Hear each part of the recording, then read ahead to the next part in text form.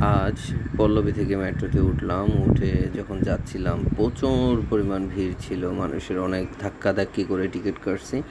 কাটার পরে যখন ট্রেনে উঠলাম, আমি কিন্তু ট্রেনের একবারে শেষের কোনার একটা বগিতে, দেখেন একবারে কোনায় দরজার সামনে দাঁড়িয়ে আছি।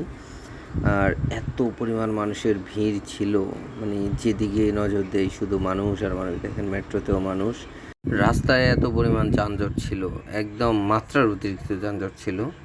আর সব জায়গায় মানুষ আর মানুষ। মেট্রোতে যে কী পরিমাণ মানুষ ছিল, যাওয়ার সময় মানুষ বেশি ছিল না, বাট ছিল অনেক বেশি। স্টেশনে প্ল্যাটফর্মে টিকিট কাটতেছিল যে এত পরিমাণ মানুষ।